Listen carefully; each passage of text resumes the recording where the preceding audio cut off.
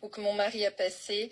Et c'est vrai que je trouve qu'il fallait en parler, quoi. C'était important pour nous de le dire. Alors, tous les deux, vous avez eu des parcours particulièrement difficiles. Vous croyez que cela joue dans votre histoire? Oui, ça vous a rapproché? Oui, ça nous a rapprochés. Voilà, on avait vécu des choses similaires. C'était comme si c'était écrit dans l'histoire. C'est ça qui est étonnant. C'est une histoire magique, en quelque sorte. Dès le début, quand vous avez croisé Bruno, vous avez quand même senti cette complicité. Vous avez senti que mieux que quelqu'un d'autre, il vous comprenait? C'est surtout Bruno. Moi, je l'ai ressenti parce que je me sentais protégée comme un ange gardien. Mais je sentais que j'avais pas mal de... C'est vrai qu'on avait une grande complicité, même en tant qu'amis. C'était énorme. Je lui confiais tous mes secrets, tous mes soucis. C'était incroyable. Alors, on a compris que vous l'avez trouvé bel homme, pas tout à fait du même âge que vous, mais avec un joli regard bleu. Qu'est-ce qui a séduit Bruno chez vous? C'était sa beauté, son rayon de soleil, quoi, tout simplement. Oui. Et sa voix, c'est important la voix. Sa voix, oui, bien sûr, sa voix, tout à fait. Elle avait une voix magique, quoi, qui m'a fait... Et j'étais troublé. Sandrine, vous dites que Bruno vous a été envoyé par votre mère. Oui, parce que, comme depuis très jeune, j'ai des ressentis. Et ma mère a toujours été présente depuis qu'elle est décédée.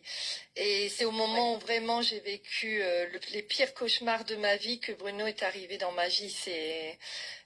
C'était en fait, quand j'allais à Valenciennes pour donner mes cours de chant, c'était ma bulle d'oxygène. Vous avez en plus tous les deux des soucis de santé, voire handicap à surmonter. Est-ce que vous pensez qu'il est plus difficile de trouver l'amour quand on est dans vos situations? Oh oui, énormément. Et puis même dans la vie sociale, dans la vie du travail également. Mais l'amour, oui, c'est très compliqué parce qu'au départ, ça va bien. Et après, quand notre handicap commence à se montrer, malheureusement, c'est là qu'il y a les difficultés. C'est là qu'on voit que la plupart des personnes ne supportent pas, surtout quand on a des handicaps lourds comme les nôtres. Voilà. Il paraît que vous avez enregistré un album, Sandrine. Vous pouvez m'en dire plus?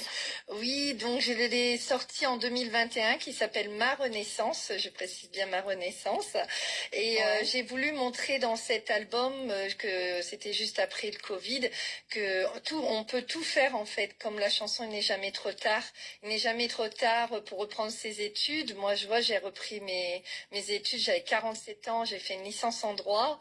Et là, il y a pas longtemps à l'association, j'ai eu mon diplôme de premier secours. Donc vous voyez, en fait, il n'est jamais trop tard pour dire, tiens, si j'ai envie de passer le permis, il y a plein de choses qu'on peut faire, même à n'importe quel âge. Il faut s'en donner les moyens et la force et le courage. Qu'est-ce que vous ferez quand vous serez grande alors, Sandrine?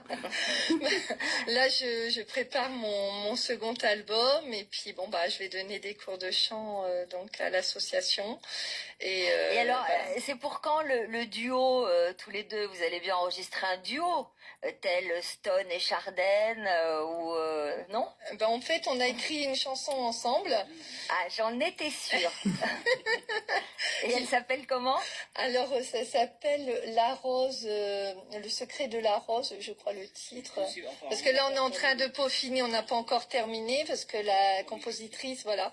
Mais ça va être, il va y avoir rose dedans et secret, mais on n'a pas encore finalisé le titre. Parce que là, le premier album, c'est quand même Bruno qui a fait les photos. Ça, faut pas l'oublier. Les photos de mon album ont été faites par Bruno. Et même par rapport, il me donne des idées aussi. C'est un petit peu mon manager. Alors, attendez, juste, on voudrait comprendre, parce que vous faites des photos alors que vous ne voyez pas. Comment vous faites alors? Vas-y, voilà, comme nous, en étant handicapés non-voyants, on a des ateliers de photographie. On apprend beaucoup de choses avec les téléphones adaptés, naturellement. Comme les iPhones et tout ça, par exemple. Donc, il y a toutes les applications qu'on fait, et qu'on peut apprendre à faire des photos, à faire énormément de choses. On fait même de la peinture, on fait de la sculpture, de la cuisine. J'adore cuisiner. Pourtant, je ne vois pas et je cuisine et j'adore ça. C'est quoi votre petit plat préféré au maroilles? Non, non, pas du tout, j'aime pas le fromage. Ah bon, d'accord. Et pourtant, je suis Alors, originaire du Nord. Mais qu'est-ce que vous cuisinez alors? moi j'adore le plat magique que je fais beaucoup, c'est l'ossobuco milanaise. Oula, pas mal. Ah oui, oui. J'arrive. Oui, oui, il n'y a pas de souci, vous venez quand vous voulez. Alors dites-moi, qu'est-ce que ça fait de tomber amoureux à votre âge quand vous avez rencontré Sandrine? Est-ce que l'amour a une autre saveur? Oui, on va dire, oui.